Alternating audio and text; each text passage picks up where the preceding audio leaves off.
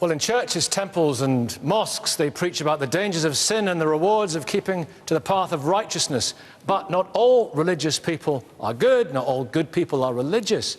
There have been many humanitarians and philanthropists who are agnostic or atheist, from the philosophers, the aforementioned David Hume and John Stuart Mill, to Microsoft's Bill Gates. The list is long.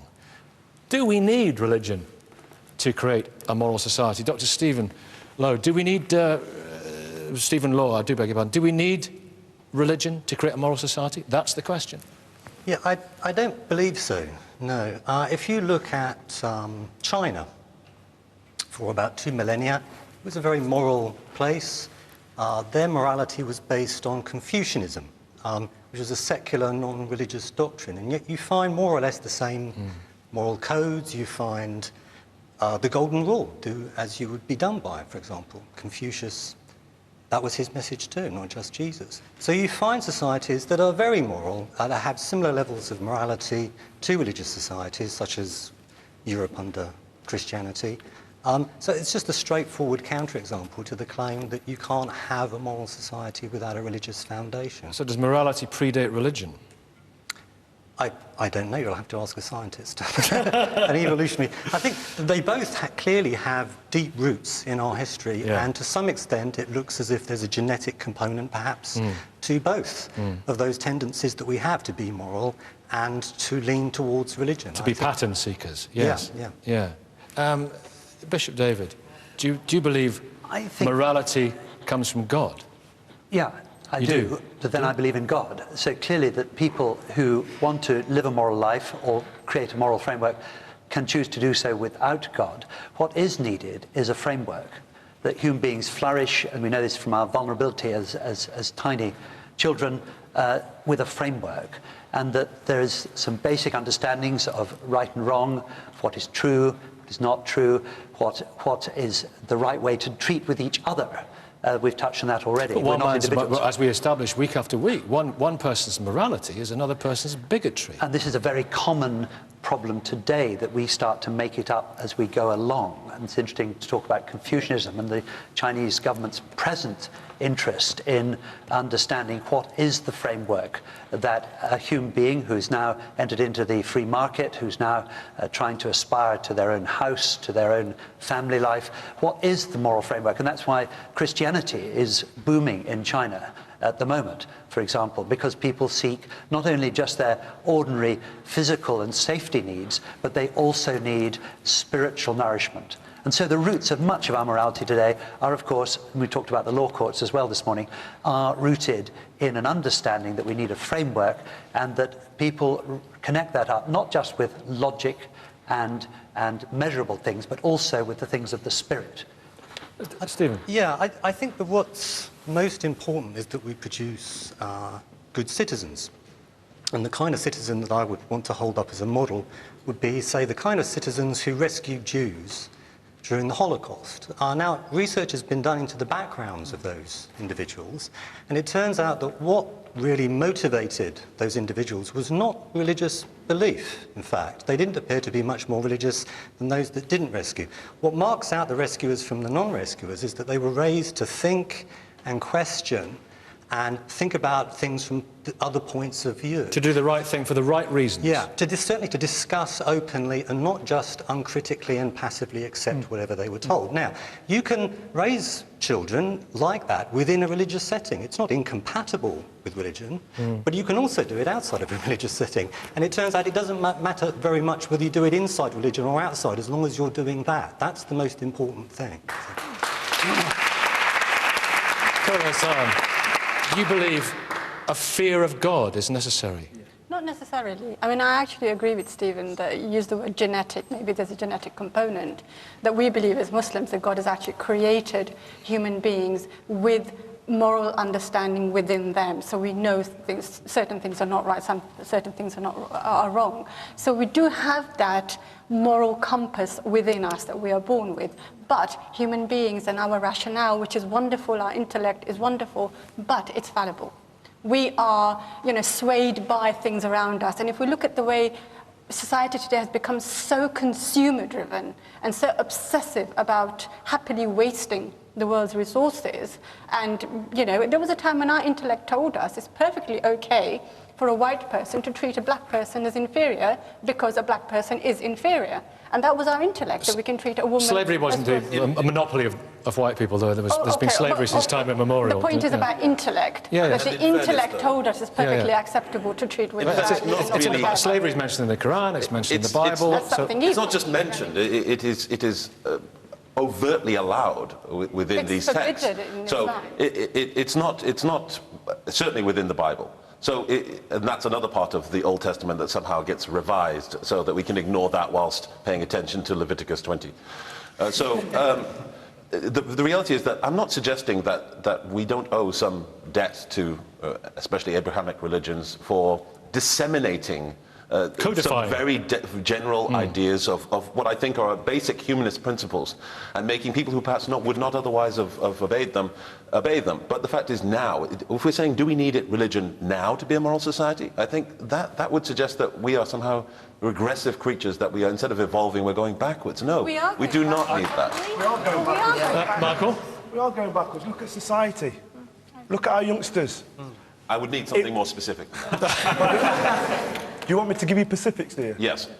Okay, you look at the rate of youngsters what are now got no husbands, no father figures, the kids what are on our streets who are having children. It says in the Bible that children will start having children. Can you point to a better time, Michael? Because they're leaning away from what the Bible would... But are we suggesting... Hang on, Michael, can you point to a better time than now, a golden age, when things were better and there was proper adherence to what you believe in, and society was resultantly better? A lot of for instance, my grandparents' age, a lot of them, they've been married, the best part of 50, 60 years. They've had one partner. The children are all, they've got the mother there, they've got the dad there, they're married. It's in the convenience of the church. It's consecrated by God, and because of their upbringings of the mother and the father, the child's got a better chance of striving. Well, I'm not saying that single parents are going to be struggling to bring up their child, but what I do say is that if you are married and you have your son and or your daughter, and you've got a father and your mother, then you've got a better chance of striving.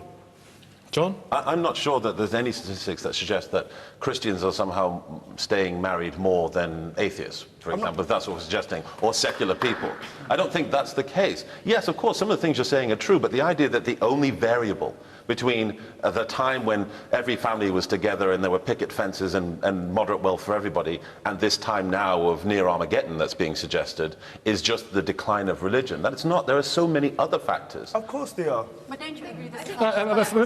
Miriam was I just wanted to come back to something that Hola and Stephen were touching on, which is that morals can be exceeded by the use of reason. And in fact, in Islam, the use of critical reason is very much encouraged.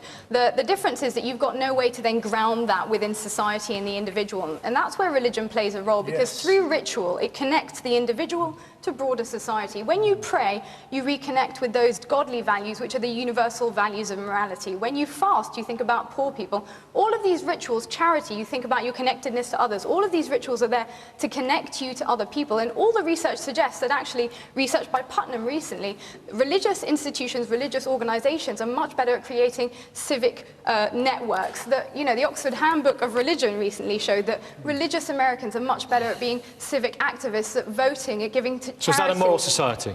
Because it's the most religious society in the Western world. Is that a particular paragon of morality, America? See, one of these things, you can't... Well, sociologists generally find it very difficult to measure religiosity of a society. Well, you can measure the USA is the most religious society in the Western world. That's one sociological definition. What's much easier to measure is self-proclaimed religiosity. So how much you attend church, how often you give to charity, how often you pray, and that is very much connected with civic activism and looking after others. It's no surprise that 1 in 10 young people in Britain today feel that they have no responsibility for the elderly.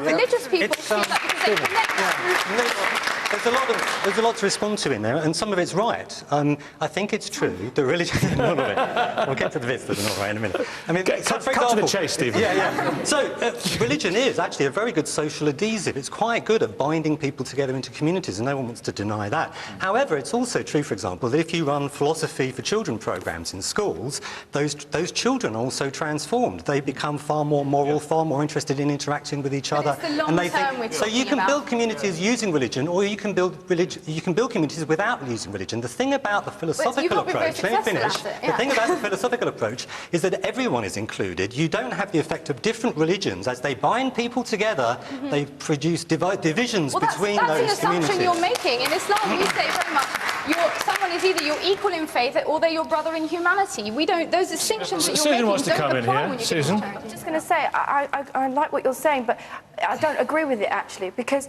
if you look, if we took religion out of it, then it would be one man's word over another man's word of what morality is. Yes. You could state that you think this is moral, and then I could state something else. There's a really good example of that, what we were talking about earlier on, which is you think all Muslim women should wear the hijab, for example. Right, there's a lady there who doesn't. So is she being immoral? No, I don't think so. But you told me earlier on it was a sin, not... But this is my personal belief, and that's her personal... I'm not her. I don't know how she thinks. I don't know how she feels. I don't know her life story. I don't know when she was born, where she was born. I don't even know her full name. I don't know her age. All women should wear the hijab. That's an example of exactly what you were saying about one person's morality. But I also believe that women who have some disability that can't wear the hijab shouldn't wear the hijab. And I think there are plenty of reasons why that should be. I mean, this is my personal belief that I don't believe in enforcing it on anybody. And that's the point. That's where we get back to it. Most religions are actually involved in civic networks in which they're helping to feed the poor, look after the elderly. They're buttressing where the state is actually failing us, and without them we'd be a lot poorer. They're also massively involved in politics, in which case they also do things like try and prevent gay people from adopting, trying to stop them from having codified relationships, etc., etc. So it's not just this benign activity. Anthony, the question is slightly flawed in that. Oh, sorry about that. I agree with you. Because does religion bring a more moral society? Well, even if it does, do we always want to have a more moral society if you're then condemning people you consider to be immoral to be out of society? In other words, one person's definition of morality is another person's immorality. In other words, that's true whether it's religious during the or not. Crusades, the Crusades for morality persecuted, killed lots of people who were deemed to be immoral. In a born-again Christian sense, homosexuality is immoral. In my view, some of the most moral people I've ever met in my life have been homosexuals. I'm not saying I've got a problem. Well, let's not go back to we've kind of been there. But there is a point. I mean, Kola, you can address this one. There's a point that we look at the history of religion, and it is drenched in blood, and it's drenched in humanity. The Middle East is all about ancient religious claims to a strip of land. It's all about politics, it's all about gas, it's about oil. And Stalin and Mao... It's funny. Yes, it is. Stalin and Mao were not religious people. So it's nothing to do with religion. John Amici. It is fair to say that there is a tremendous amount of politics, but what's amazing to me is that on the one hand, religion is this powerful, amazing entity, and on the other hand, the moment anything bad happens within it, that's politics. No, you have to take some responsibility. You asked before, what's the difference between a moral structure that has God at the top of it and one that doesn't? The difference is when God is your superego, when God is that person on your shoulder backing you up with everything you say, all of a sudden your words have double, maybe more, the impact. Well, actually, your words cultivate humility. Bishop David. John, as usual, has a much greater insight into the Almighty than perhaps I do. I would not say that. much. I haven't seen you play basketball. Bigger relationship. No, I prefer rugby. But the main thing about this agenda is that human beings need to live together in harmony. They need to see creative flourishing, whoever they are, whatever their background, colour, creed, and at the same time, we need to allow for the flourishing of that extraordinary thing in human beings which seeks the other, which seeks the numinous. The description of love, for example, is extremely difficult to measure, but raises the spirit. Christians find that love in the person of Jesus, face to face, and also in the ability to sort things out when things go wrong. We've mentioned all sorts of negative things today. That is one of the basic experiences of human beings, and therefore the ability to be forgiven and to know you're forgiven, to know that you can forgive in order to pick up and move on, is at the heart of many people's religious practice. What about those people who are, you know, unarguably wonderful people, altruistic people, but do it not because there is a creator or they believe there is a creator, but do it just because they think it's the right thing to do? I say praise the Lord, and I but think they don't. No, they don't say praise the Lord. Therefore, an understanding, a Christian understanding of God, is as we say, is big enough to encompass the whole those people too. cosmos. Stephen, you want to find a word? Yeah, I think that each one of us ultimately has the responsibility for making our own moral decisions, and we need the inner resources to fall back on to make those kind of decisions. And religion can help us. And I have no problem with religion whatsoever in terms of providing guidance, but you need to reflect on it and ultimately make your own decision. You should not treat your religion as a moral compass that you must always follow blindly and unthinkingly. Moral compass, I haven't heard that word for a couple of years. Thank you all very much indeed. Thank you. Next week we're in Bury. Thank you so much for watching. For now, it's goodbye from everybody here at King Edward VI Handel School in Birmingham. Have a great Sunday and goodbye.